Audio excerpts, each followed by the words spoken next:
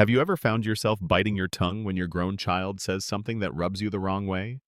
Or maybe you've offered to help, watch the grandkids, lend a little money, step in when things are chaotic. And afterward, you're left wondering, why do I feel so drained? You love them more than anything. That will never change. But as your kids get older and settle into their own adult lives, the dynamics shift. What worked when they were teenagers or even young adults doesn't always fit now. You're not parenting the way you used to, but that doesn't mean you stop caring. It just means you care differently. And part of that shift, especially after 60, is learning how to set gentle but firm boundaries that protect your peace and your relationship. That's what we're going to talk about today. Because setting boundaries isn't about being distant or cold. It's about creating healthy space so love, trust, and respect can grow stronger, not wear thin. And that starts with recognizing where the tension really comes from. A lot of the time, the issue isn't love, it's expectation. You expected them to call. They didn't. You expected to be included. You weren't. They expected you to babysit every weekend. You said yes, until you finally said no. And suddenly, there's awkwardness, frustration, silence. That's why the first boundary we need to talk about is this. You are not available 24/7, nor should you be. When our kids are little, we are on call all the time. Sleepless nights, carpools, homework, late-night emergencies. But when they grow up, and you're in your 60s, 70s, even 80s, your time becomes even more precious. You've earned your peace. You deserve your quiet. Yet so many parents I talk to still feel guilty when they say no to a favor. A ride? A request for help. They're afraid of disappointing their kids. Afraid of looking selfish. But let me remind you of something. There's a big difference between being helpful and being used. You're allowed to have your own schedule, your own rest, your own plans. And saying no to something doesn't mean you love them less. It means you're honoring the life you've built. Try something simple like, I'd love to help, but that won't work for me today. Let's plan something next week. Or, I can't do the whole day, but I can help for 2 hours. Clear, kind, honest. You teach people how to treat you by how you show up for yourself. That leads us into the next boundary, one that many people struggle with, especially when their adult children hit rough patches. And it's this. You don't have to fix everything. Maybe your daughter is going through a breakup. Maybe your son lost his job. Maybe your child is dealing with something even deeper. Addiction, depression, a messy divorce. As a parent, your instinct is to jump in, make it better, rescue them from the pain. But here's the truth, and it's a hard one. Rescuing an adult often robs them of the growth that comes from working through it. You can support them. Listen. Encourage. But you are not the solution to every problem they face. And trying to be can leave you exhausted, resentful, or even financially vulnerable.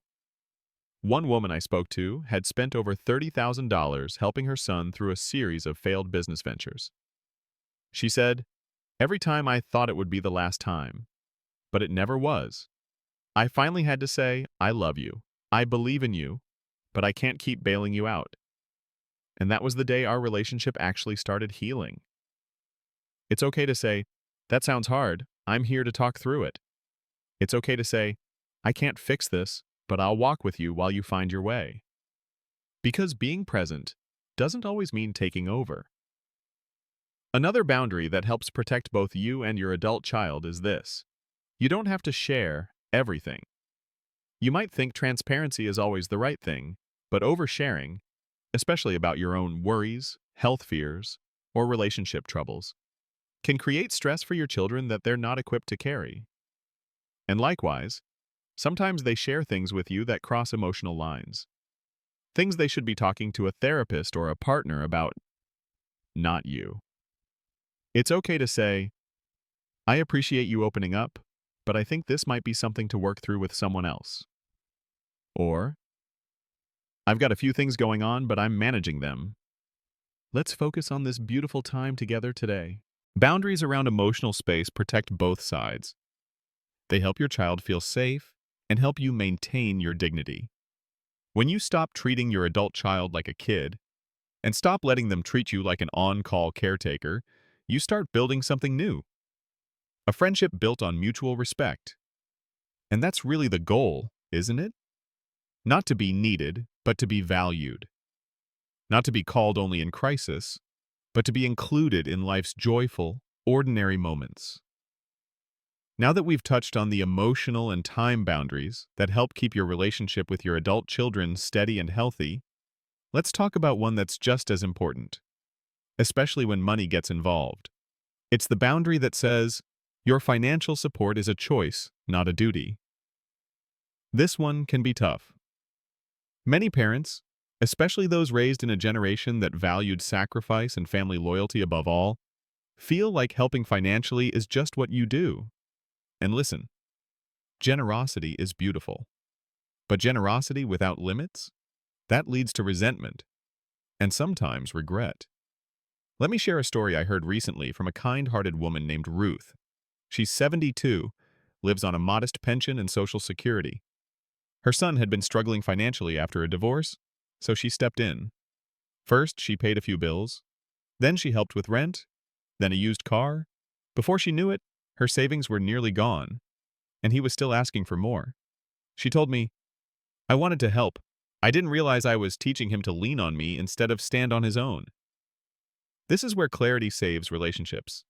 Instead of reacting out of guilt or panic, take a deep breath and say something like, I can give you this amount once. After that, I need you to take the lead. Or, I've worked hard to make sure my own retirement is secure. I'm happy to help in other ways, but I can't support you financially.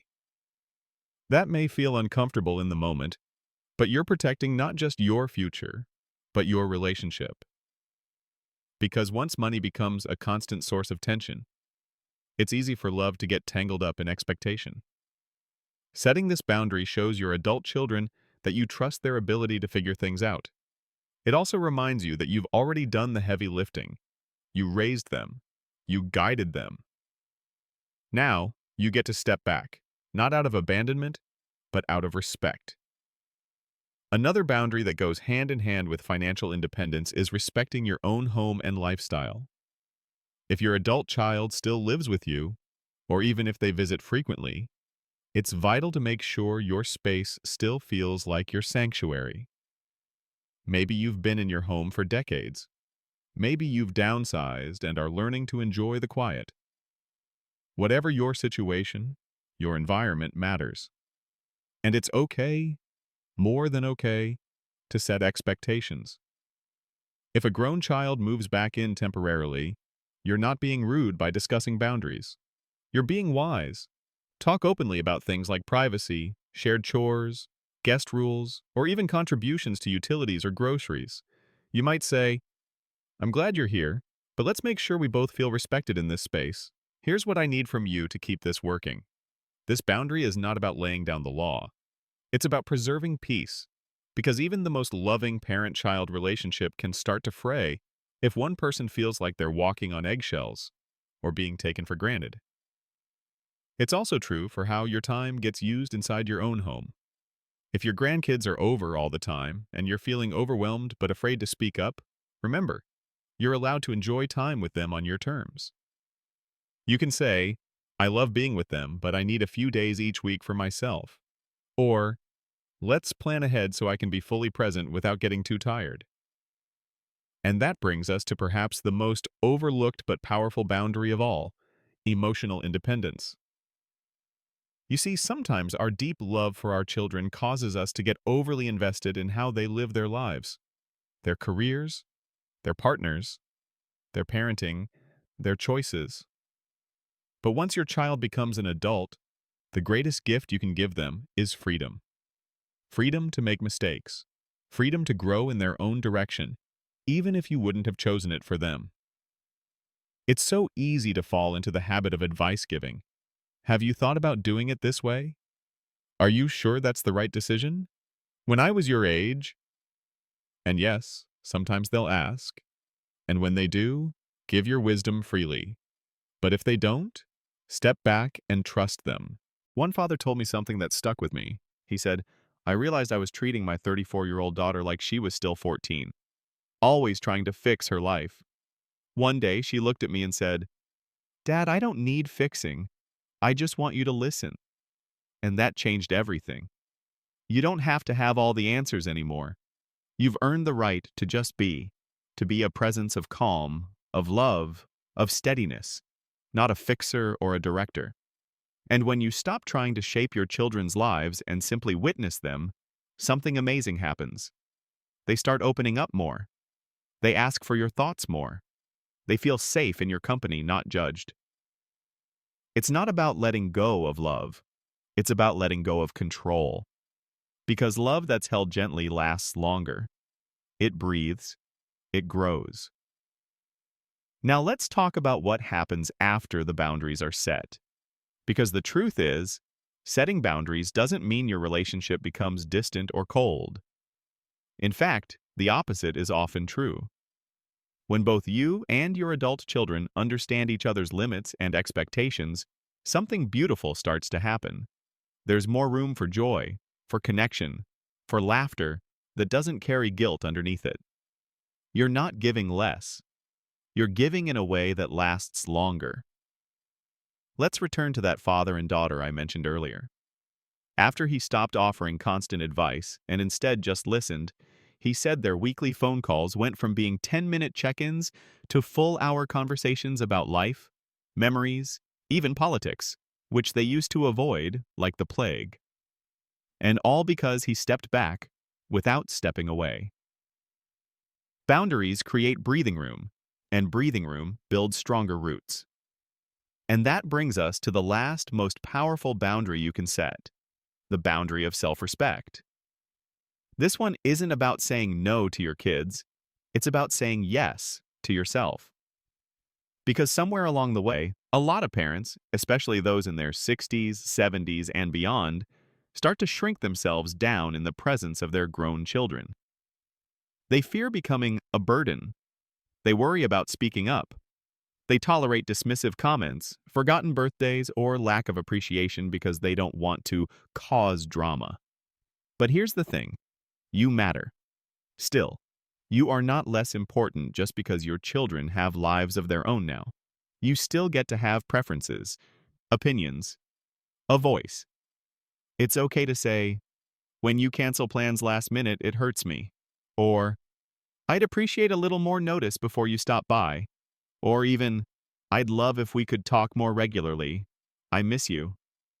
That's not being needy. That's being human. It takes strength to communicate your needs clearly. It takes courage to set the standard for how you want to be treated. And that standard becomes the mirror your adult children use to reflect how they should treat themselves and others. Because here's what boundaries really do. They teach respect. They teach your children that relationships are a two-way street. That love can be unconditional without being one-sided. That honesty doesn't have to be harsh. And kindness doesn't mean always saying yes. One retired teacher told me she started having Sunday dinners again with her 3 kids after years of barely seeing them. Not because she guilted them, but because she said, I'm setting the table every Sunday. Come if you can. I'll be here.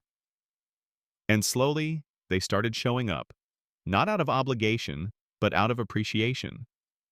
She created a boundary around her time and an invitation inside it. And that's what I want to leave you with today. Boundaries don't build walls, they build bridges.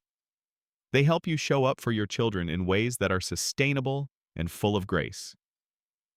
They help you protect your health, your finances, your emotional well-being.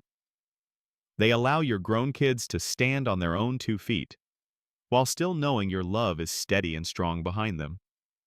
And they allow you to step into this season of life with clarity and confidence, not trying to cling to a role you've already fulfilled, but embracing the new version of the relationship ahead. One where you're not the fixer, not the financier, not the 24/7 support line, but the guide, the calm, the The steady hand, the heart they know is always there, but on healthier, more honest terms. So wherever you are in your relationship with your adult children, close or distant, easy or strained, know this. It's not too late to reset the rhythm. Start small, speak kindly, hold your ground, and let love lead, but this time with wisdom. Thank you so much for watching and spending this time with me today. If this resonated with you, I would love to hear from you in the comments. What boundaries have made a difference in your relationships? Or which ones do you want to try setting starting today? And if you found this video helpful, go ahead and give it a thumbs up and subscribe to the channel so you never miss more content like this. Practical, honest conversations about living your best, most empowered life after 60. Here's to love that honors everyone involved. Here's to clarity that brings peace. Here's to you, taking up space, living fully, and setting boundaries that make your relationship stronger than ever. You've earned it, and you're not alone. We're in this together.